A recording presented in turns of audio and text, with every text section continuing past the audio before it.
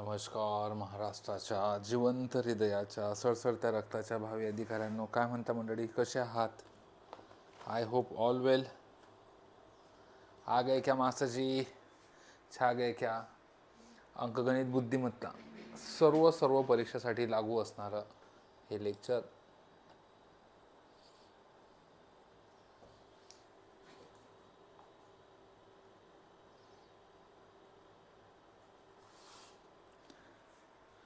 स्वागत सर्वांचं. मागच्या काही वर्षात आयोगाने विचारलेले प्रश्न ते वेगवेगळ्या सोप्या पद्धतीने कसे सॉल्व करायचे ते आपण इथं बघणार आहे. बघा मंडळी, एक प्रश्न इथं विचारला आहे. बऱ्याच विद्यार्थ्यांना हा प्रश्न फार कठीण जातो सॉल्व करायला, की याची किंमत काढायची आहे ना. तर ह्या प्रश्नाचं किंमत काढत असताना काही फॉर्म्युलेज आहेत ते लक्षात ठेवायचे, जे की आपण 8व्या वर्गातच बघितले होते. इथं जर बघितलं तर या दोघांना कसं दिसतं बघा, एचा वर्ग वजा बीचा वर्ग. आणि हा फॉर्म्युला आहे ए अधिक बी आणि ए वजा बी, बरोबर आहे. एचा वर्ग वजा बीचा वर्गाचा जर फायनल बघितलं उत्तर, तर तुम्ही काय येईल, ए अधिक बी आणि ए वजा बी, बरोबर.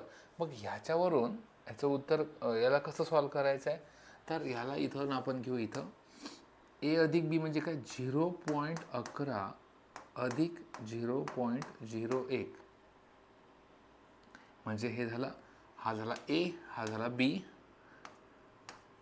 आणि 0.11 वजा 0.01 कळलं, भागीला हा खालचा जसाच्या तसाच 1.2. आता ह्याला जर सॉल्व केलं, 0.11 प्लस 0.01 म्हणजे किती होतात रे, तर 0.12 आणि गुणेला 0.11 मधून 0.1 गेला तर 0.10 भागीला 1.2. आता याला विचार केला ह्या एवढ्या उदाहरणाला, तर 10 गुणेला 12 120, बघा 120, आणि 1 2 3 4 घरानंतर 0, तर 1 2 3 घरानंतर 0, ठीक आहे, 0.12. आणि ह्याने जर याला भाग दिला, बघा हे कसं होईल, 0.012 भागीला 1.2. याने जर याला भाग द्यायचा आहे तर हा पॉईंट काढावा लागेल, म्हणजे वर ते 1000ने गुणावं लागेल, तर खाली सुद्धा 1000ने गुणावं लागेल, बरोबर.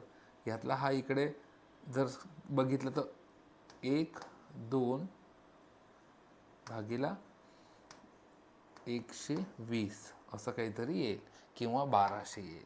मग 12 1 12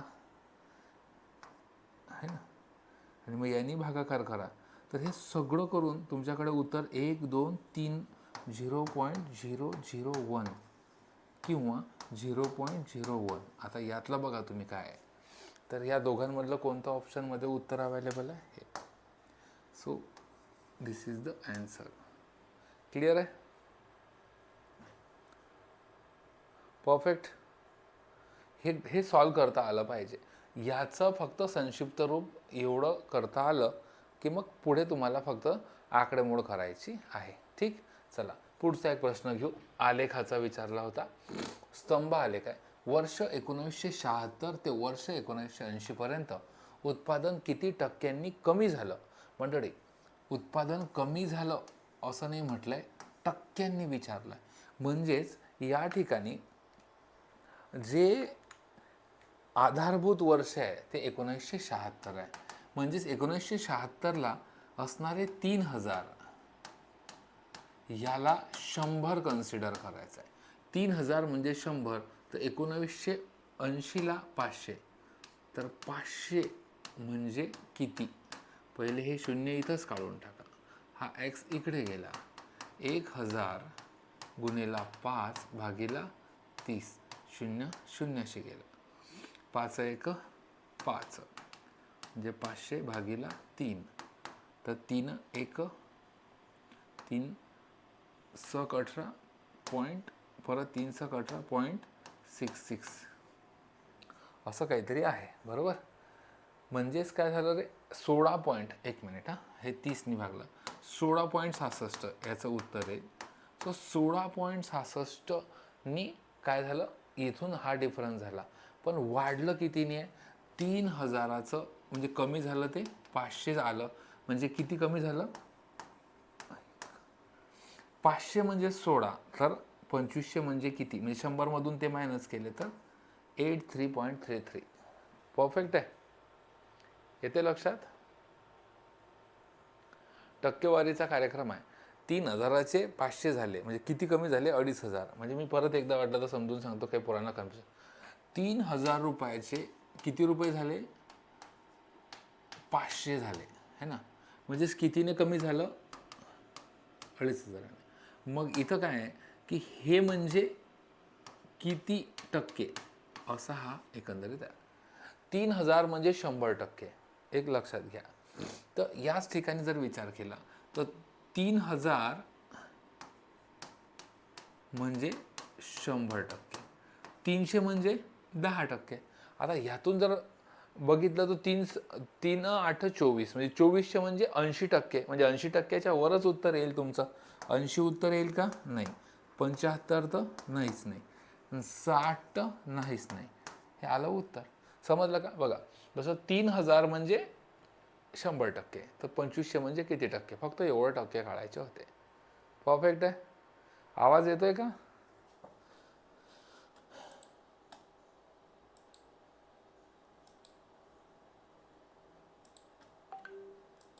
आवाज येतोय का? Yes, correct.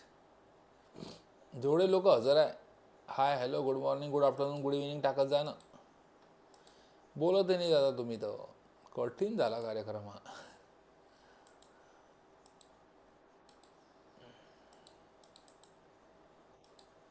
दररोज दुपारी आणि रात्री लेक्चर असते आपलं हे.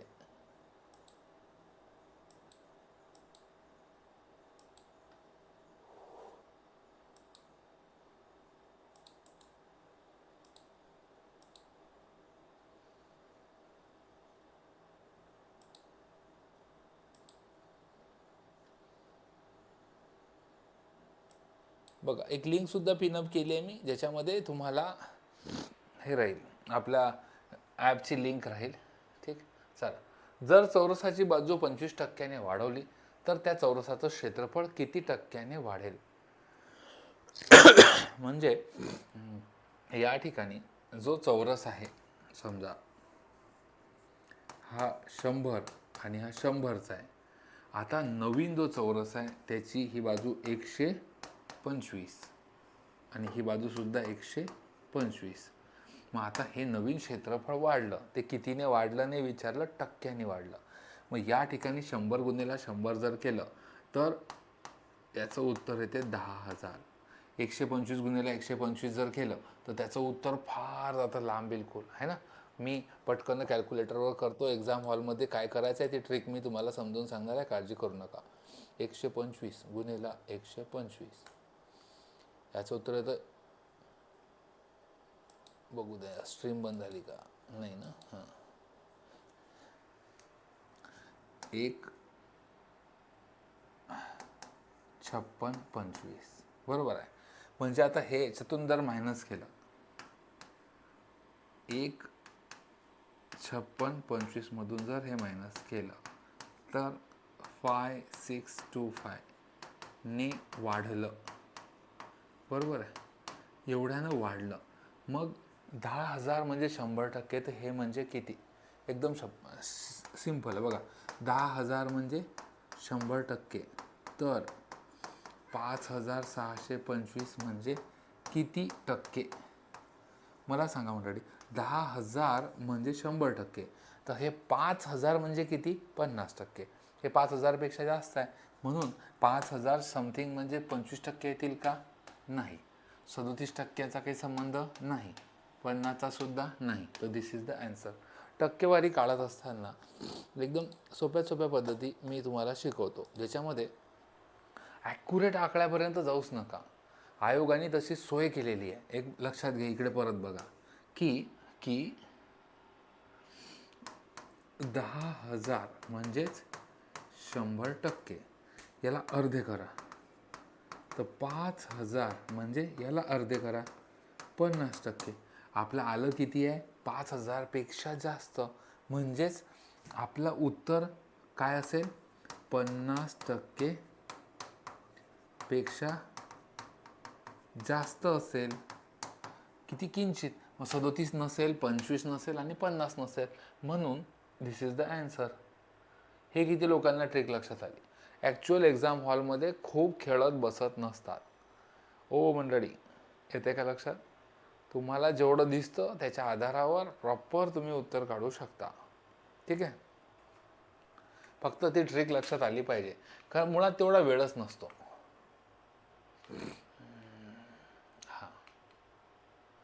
मुंबई आणि गोवा या स्थानकातील अंतर बघा. आता त्यांच्या म्हणण्यानुसार घ्या, नाही तर सर महाराष्ट्राची समुद्रकिनारा 720 आहे आणि उत्तर दक्षिण लांबी 560 आहे आणि मग हे 450 कशी आहे? त्यांना म्हणू द्या 450 तर 450. मुंबई आणि गोवा या स्थानकातील अंतर 540 किलोमीटर आहे. 2 रेल्वे गाड्या बघा 7:30 वाजता एकाच वेळी या दोन्ही स्थानकावरून म्हणजेच मुंबईवरून आणि गोव्यावरून विरुद्ध दिशेने निघतात. बघा इथं मुंबई आहे, सीन काय चालू आहे तो लक्षात घ्या, आणि इथं गोवा आहे. मग इकडनं एक ट्रेन निघाली, इकडनं एक ट्रेन निघाली. किती वाजता? 7:30. इकडची सुद्धा 7:30. पण हे सकाळी हे म्हणून मी AM लिहितो. ठीक आहे. त्याचा वेग अनुक्रमे हिचा वेग आहे 60 किलोमीटर प्रति तास. ठीक आहे. आणि इकडचीचा आहे हे उलट्यासारखं झालं तरी चालतात तास. तर त्या दोन्ही गाड्या एकमेकांना किती वाजता भेटतील? मंडळी 7:30 वाजता दोन्ही गाड्या जाग्यावर आहे. 8:30 ही गाडी इथून इथं किती दूर येईल रे? 60 किलोमीटर अंतर. आणि 8:30 ही गाडी इथून इथं किती अंतर पार करेल?